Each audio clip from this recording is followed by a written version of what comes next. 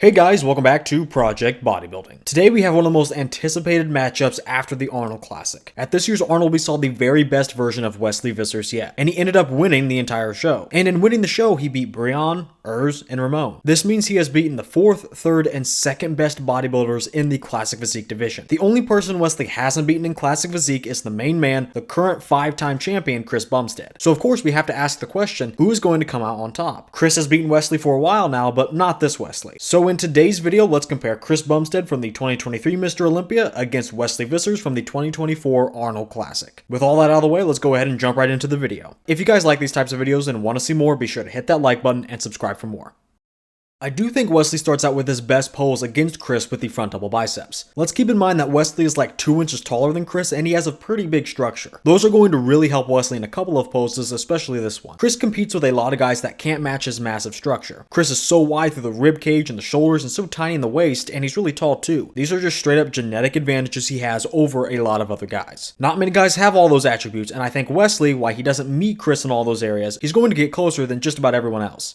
And another pretty similar thing between these guys is the amount of muscle they carry. They have to abide by similar weight caps, but take a look at them compared to just about every other classic guy. These guys are very, very muscular, not only for the division, but for how much they actually weigh. Basically, because of certain other genetic advantages, I think Chris and Wesley can carry more muscle on their frames per square inch on their frames. This probably has a little something to do with bone density, which wider guys tend to have less bone density, that's a fact. And when you have less of your weight cap being taken up by skeletal mass, you can use more of that weight cap for muscle. And both guys have longer legs. Longer lower legs especially, which definitely helps you get into a taller height category while giving you less important real estate to eventually fill out. Because let's be real, calves don't matter that much anymore. Anyway, long story short, I do think in a lot of ways Wesley is similar to Chris, and that may give him a better shot at dethroning the champ. Now in the structure slash outline in this pose, I do think Chris scores an important win. Sure, Wesley has a humongous structure, I just got done hyping him up for that, but Chris is just on another level. Not to mention, I personally don't like Wesley's structure as much. Chris has amazing proportions, he has the smaller waist than Wesley and is wider through the upper torso. Wesley, I have to say, is a little boxy, which is a common criticism. His waist is fairly wide for this division and his lats are high, and that's what's going to give him that boxy look. So in the upper body, I do like Chris more, and in the legs, I also like him more, but by not as much. This is mainly because Chris's legs are wider and that gives him the better X-frame. But in terms of the neater separation and the more appealing separation, I kind of like Wesley's clean lines more. For this pose specifically, Chris's legs work more, but Wesley probably wins if I covered up the upper body and just examined the legs. Now Wesley does score an important win in the arms. We all know Chris has poor biceps and has only made minimal improvements there. Wesley's arms are huge on the other hand. However, I don't think the dominance in the arms is enough. Chris wins the outline slash X-frame fair and square to me, and no matter the division, that's always more important than the arms, at least to me. And in Classic, I think there should be even more emphasis put on cutting a better outline. I think Chris has the much better X-frame, his structure is 1 in a billion, and I think that's what carries him to victory here. I do see the arguments for Wesley though. If you don't think he's boxy and you like his structure, then I see how Wesley can win this. Like I said, this is probably his strongest pose next to Chris. He has great arms and a big structure, but Chris has a bigger structure. I'm not too sure Wesley will have a stronger pose though, so you can give this to Wesley if you want. I'm personally going with Chris.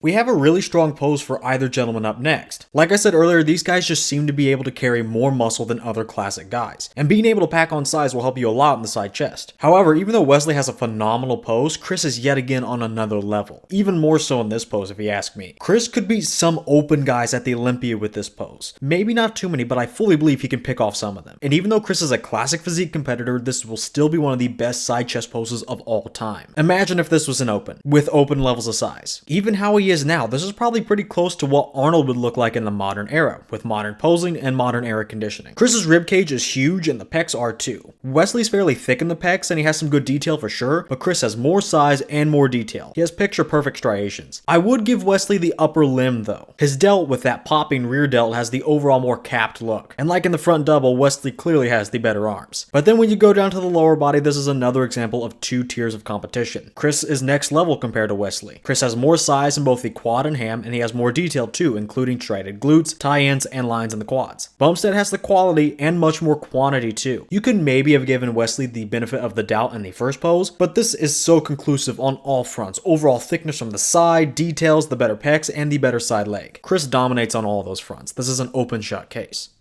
The rear double is another open shut case. Wesley and Chris's backs have always been some of their biggest weak points. They have both improved them for sure, but Chris has made the much more drastic improvements. Wesley has gotten a bit wider and more detailed, but he's still not as thick nor as dense as Chris, not even close. And Wesley's lats end kind of abruptly. The only area I would give to Wesley as far as the upper body is concerned is again the upper limbs. He has the better, more detailed delts and the better bicep peaks. But look at the lower limbs. Chris schools him even more in the lower body than he does in the back. Wesley, if you're listening, please change that leg stance. Wesley loses so much size to Chris everywhere in the legs, from quad sweeps, hams, adductors, but that bowed stance in the legs makes things 10 times worse. Wesley looks like a Holocaust survivor in the legs next to Chris, and in the back things are not any better for Wesley. I don't need to go on, Chris is on another planet compared to Wesley.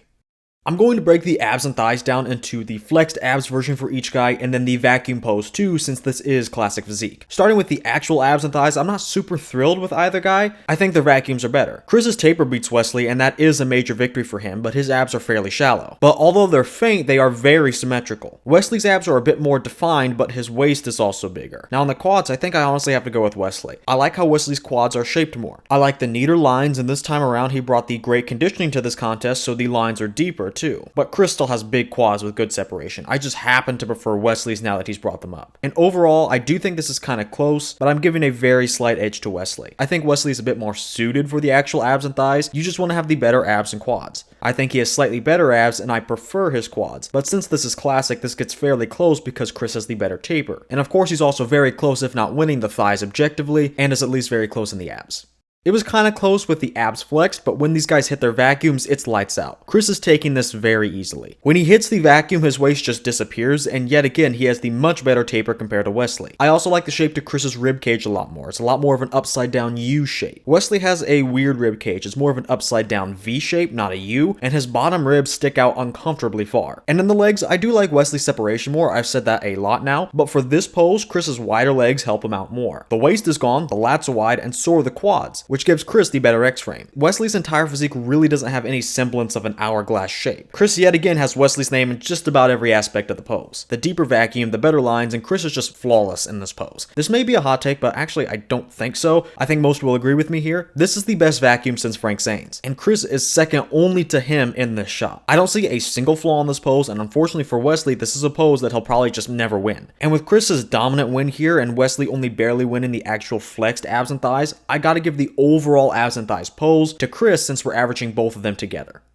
In the favorite classic pose, I'm just picking who I like more. Deal with it. There is simply no objective way to judge this one. I did try to compare apples to apples though by picking a one-arm bicep pose for each gentleman, but I just had to include Chris's signature shot, the twisting back pose. But if you want to compare that to Wesley's one-arm shot, even though they're different poses, I definitely like Chris's pose way more. It's a powerful shot and I think he hits it well. This is another pose where I don't really see flaws in Chris. Wesley's one-arm pose is good, but it doesn't win against Chris's twisting back pose. But what about apples to apples? Well, I think I'm now favoring Wesley a little bit more. He definitely has the better arms and that is the focus of the pose. Wesley's waist also looks smaller than it has been looking in this shot, but Chris is still very wide through the shoulders and lats, wider actually. And he has the better taper and just seems more muscular overall, and he's taking up much more space on that stage. But of course he falls off in the focal point of the pose, the arm. I personally like Wesley a little more in this shot head to head with Chris, but Chris's twisting back pose is definitely the best pose out of the three. But let's take a look at one more pose.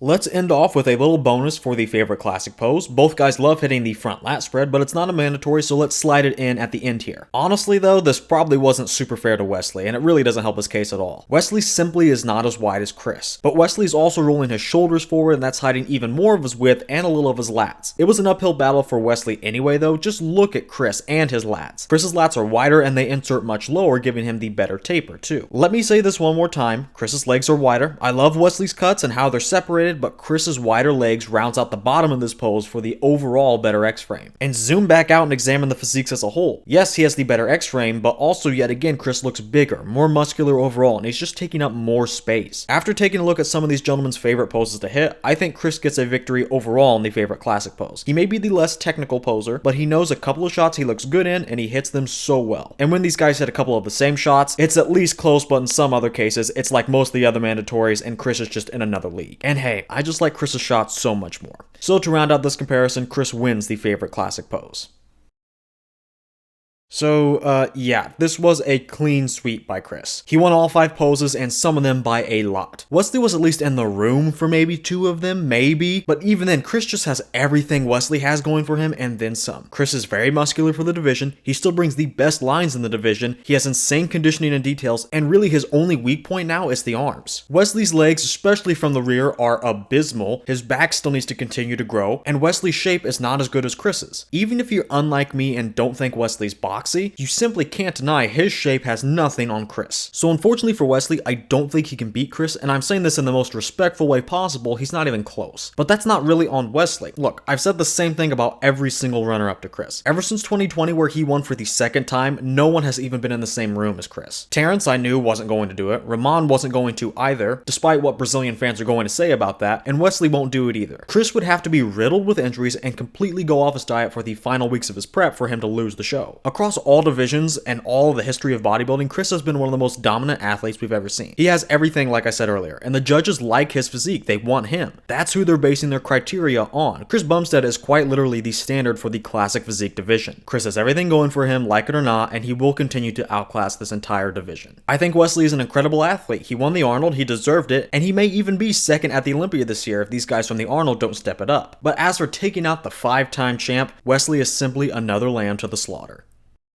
Well, that's going to do it for today's video. This may be redundant, but how did you guys see this one? I think most of you will agree with me, but if you disagree on one of my calls I made, or just flat out think Wesley can dethrone Chris, leave me a comment with your thoughts as to why. By the way, if you guys are looking for any high quality supplements, be sure to head over to Arms Race Nutrition. Then at checkout, be sure to use my code PROJECT10 for 10% off your entire order. That's code PROJECT10 at armsracenutrition.com. Finally, if you guys like this video and want to see more, be sure to hit that like button and subscribe so you never miss a video. With all of that said, I want to thank you all for watching, and I will see you all in the next video.